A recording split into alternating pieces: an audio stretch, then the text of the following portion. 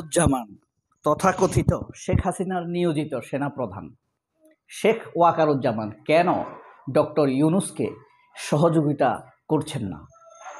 আপনি যদি মেধাবী হন তার সব উত্তর কানায় কানায় পেয়ে যাবেন। ম্যাক্সিম গোর্কি একদিন রক্তাক্ত হয়ে বাড়ি ফিরেছেন। তার গলায় কাটার দাগ, পিটানোর দাগ। মানুষ তাকে পিটিয়ে হাত পা ভেঙে দিয়েছিল। চিনেছেন ম্যাক্সিম গোর্কি কে? ম্যাক্সিম গোর্কি রাশিয়ার বিখ্যাত নামজাদা লেখক। 1868 সালে যার জন্ম, 1936 সালে যিনি মৃত্যুবরণ করেছেন। খুবই প্রাসঙ্গিক এবং নামজাদা একজন লেখক।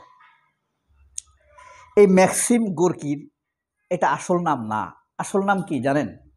আসল নামটাও বলবো, তো কাহিনীটা বলে নিই।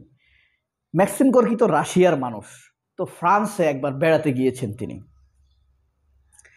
নতুন শহর ফ্রান্সকে, কিন্তু প্যারিসকে বলা হয় পৃথিবীর সংস্কৃতির রাজধানী।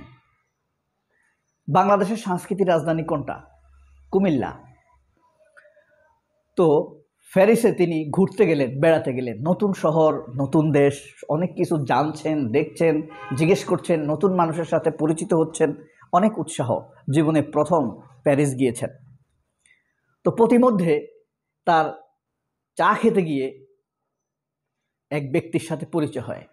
চা খেতে খেতে সেখানে চা খাওয়া, কফি খাওয়া, খুব 10 হাত পর পর কফির দোকান। তো বলল, আপনার পেশা কি? তো সে বলল, এই যে ট্রাম, ট্রেন, গাড়ি এগুলোতে উঠি আর মেয়েদেরকে ডিস্টার্ব দেই, মানুষকে ডিস্টার্ব দেই, মেয়েদের নিষিদ্ধ জায়গায় হাত দেই। তো বললেন, এটা কোনো পেশা হলো? মানুষ আপনাকে মার দেয় না? গোর্কি জিজ্ঞেস করলো, মানুষ আপনাকে মার দেয় না? তখন লোকটি বলল, মার দিলেই আমার লাভ। এখন আশ্চর্য হয়ে গেল গোর্কি, কিভাবে সম্ভব? এটা আপনার কিভাবে লাভ? তো সে বলল, যদি আমাকে নর্মাল মাইর দেয় তাহলে আমি 7 দিনের ছুটি পাবো এবং টাকা পাবো। আর যদি মেরে রক্তাক্ত করে তাহলে 1 মাসের টাকা এবং ছুটি। যদি হাত পা ভেঙে দেয় তাহলে 2 মাসের টাকা পাবো। আর যদি কোনোভাবে 3 মাস হাসপাতালে থাকতে হয় তাহলে 3 মাসের অগ্রিম টাকা, 3 মাসের ছুটি, সাথে বড় সন্তান থাকলে বড় সন্তানের চাকরি, নয়তো স্ত্রীর চাকরি। কত লাভ, বুঝতে পারছেন? এখন গোর্কি তো আরো আশ্চর্য। তো তুমি না হয় টাকা পাও, কিন্তু যারা টাকা দেয় তাদের কি লাভ? কেন তারা তোমাকে টাকা দেয়? তখন সে বলল, এই যে বড় বড় ব্যাংকের মালিক, বড় বড় ব্যবসায়ী, তারা হাজার হাজার কোটি টাকা ব্যাংক থেকে লুটপাট করে, চুরি করে, তাদের সন্তানরা ধর্ষণ করে, পত্রিকাতে আসে, তাদের স্ত্রীরা পালিয়ে যায়, সংসারের কলহ, জিনিসপত্রের দাম কোন কোম্পানি বাড়িয়ে দিল সেই কোম্পানির উপর মানুষের ক্ষোভ, মন্ত্রী মিনিস্টারদের চুরি, লুটপাট, এসব নিয়ে সমাজে আলোচনা হয়। আর আমি যখন একটি গাড়িতে উঠে কোনো একটি মেয়েকে ডিস্টার্ব করি, তখন সমগ্র দেশের পত্রিকায় লেখা হয় যে স্কুলের মেয়েকে এক কসাই কুৎসিত আক্রমণ করেছে। তখন অফিস থেকে মানুষগুলো বাসায় যেতে যেতে গাড়িতে আলাপ করে, বাসায় গিয়ে স্ত্রীর সাথে আলাপ করে, আজকে এক অপরাধীকে ধরা হয়েছে। এভাবে বড়লোকদের অপরাধের কথা মানুষ ভুলে যায়, মন্ত্রীদের অপরাধের কথা মানুষ ভুলে যায়, সেনাবাহিনীর দুষ্কৃতিকারীদের অপরাধের কথা মানুষ ভুলে যায়। গল্পের মধ্যে কিন্তু সেনাবাহিনীর কথা আছে, আমি বানিয়ে বলিনি। কেন সেনাবাহিনীর কথা বলা আছে? তখন রাশিয়াতে সেনা শাসন চলছে, অর্থাৎ সমাজতন্ত্র চলছে, এক ধরনের সামরিক শাসন। সেটা আপনারা জানেন যে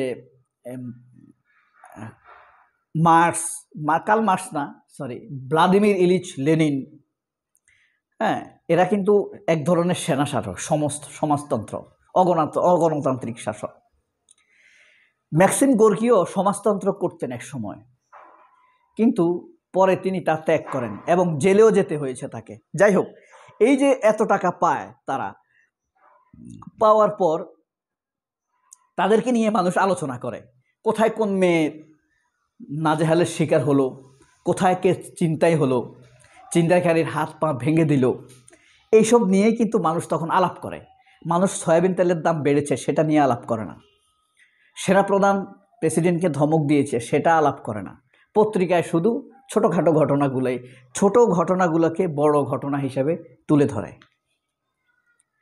তো এই ঘটনা দেখে গোর্কি বললেন, আমি কি এই কাজটি একদিনের জন্য করতে পারি? কত টাকা দেয়া হতে পারে? ধরো আমাকে নর্মাল মার্ক দিবে, সে ওই লোকের সাথে আলাপ করলো গোর্কি।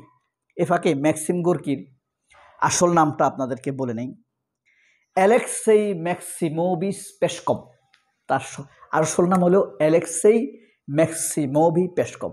1868 সালের 18ই জুন তিনি জন্মগ্রহণ করেন, আমার মেয়ের জন্মের একদিন আগে। আমার মেয়ে 19 জুন জন্মগ্রহণ করেছিল।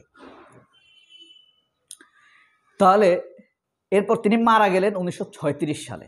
68 বছর পৃথিবীতে ছিলেন।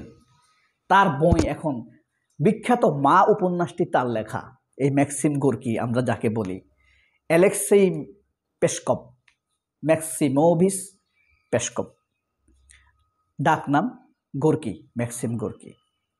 তিনি সুন্দর লিখতেন, অন্ধদেরকে নিয়ে লিখতেন, বেকারদেরকে নিয়ে লিখতেন, অসাধারণ লিখতেন। তো মা উপন্যাসটি তার পৃথিবী বিখ্যাত উপন্যাস।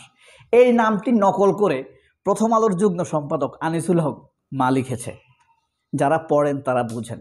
আমি এটা ইন্টারমিডিয়েটে থাকতে পড়ছি, অনেক বড় বই, খুব একটা বুঝছি তা না, তবে পড়েছি নেশা থেকে, তখন আমার অনেক পড়ার নেশা ছিল।